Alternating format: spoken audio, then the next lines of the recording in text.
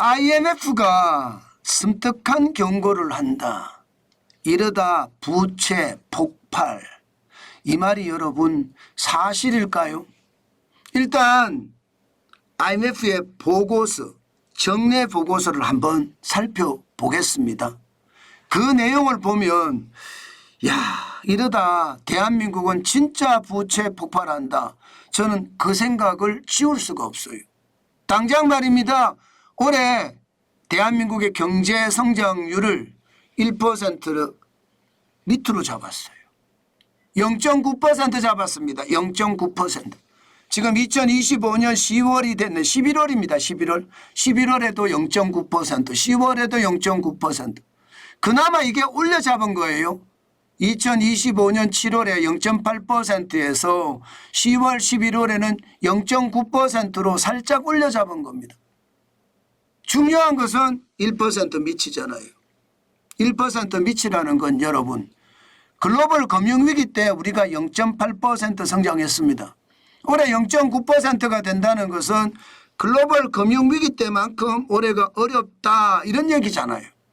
그만큼 심각하다는 이야기잖아요. 여기에다가 내년 성장률을 보면 IMF가 이야기하는 섬뜩한 경고가 현실이 점점 돼갈 거예요. 내년에는 2% 성장도 못해요. 2025년 4월에 1.4% 성장한다고 했던 것보다는 높였습니다. 지난 7월에는 1.8% 그리고 11월에는 1.8%를 그대로 유지했습니다. 그렇지만 2% 미치잖아요. 그만큼 말입니다. 우리 성장률이 지금 어렵다는 겁니다. 그것도 말입니다. 2026년은 최대치 성장이에요. 최대치 성장. 1.8%가. 무슨 얘기냐. 우리 잠재 성장률이 지금 2026년에는 1.8%거든요. 한국은행이 예상하는 것은요. 잠재 성장률이라는 것은 여러분 노동의 요소, 자본의 요소 그리고 총 요소 생산성을 다 합쳐서 해봤더니 1.8%라는 이야기예요. 그러니까 우리가 최대로 성장할 수 있는 최대치가 1.8%인데 최대치까지 성장한다는 거예요. 그런데 문제는 2%가 안 돼요.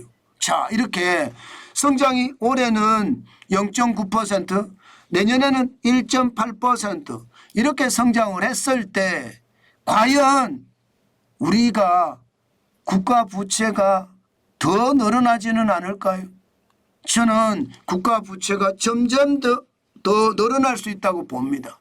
그만큼 충격적인 요소라는 뜻이에요. 지금도 말입니다. 돈을 엄청 많이 뿌려서 올해 1301조 9천억 원의 국가 채무가 생깁니다.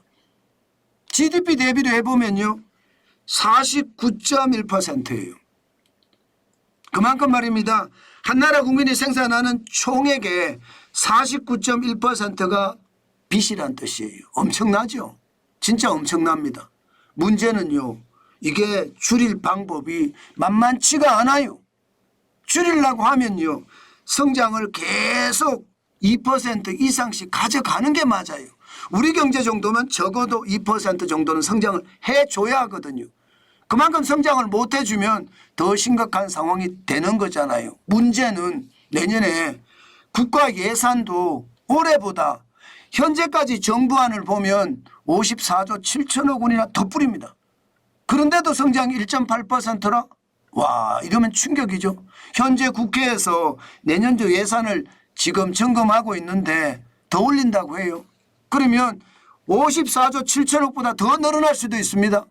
그렇게 늘어났는데도 내년에 성장이 1.8% 간다? 그러면 부채는요? 계속 늘어나겠죠. 이러다가 부채 폭발이 온다는 거 저는 충분히 있을 수 있다고 생각합니다. 지금처럼 계속 돈 뿌리잖아요. 그러면 내년에는 51%가 넘고요. 이재명 대통령의 마지막 임기 해인 2030년에 가면 60%가 넘을 가능성도 굉장히 높습니다. 오죽했으면 여러분 IMF가 우리나라한테다가 이렇게 부채가 계속 늘면 안 되니까 재정을 제어할 수 있는 재정 기준점을 선정을 해라. 이렇게까지 이야기할 정도예요. 오죽했으면 여러분 우리나라도 아니고 IMF 국제통화기금이 대한민국에게 재정기준점을 정하라. 재정기준점이라는 게 나라 빚을 미리 정하는 거거든요. 그거 이하로 항상 가져가라는 이야기니까 지금까지 우리가 이야기했던 재정준칙하고 비슷한 개념입니다. 그만큼 말입니다. 지금 IMF는요. 대한민국의 상황에 대해서 굉장히 심각하게 보고 있다는 거 오늘 여러분에게 또 한 번 말씀을 드립니다. 여러분, IMF는요. 대한민국의 부채가 지금처럼 돈을 계속 뿌린다면 폭발할 거다. 이렇게 충격적이고 섬뜩한 경고를 하고 있습니다.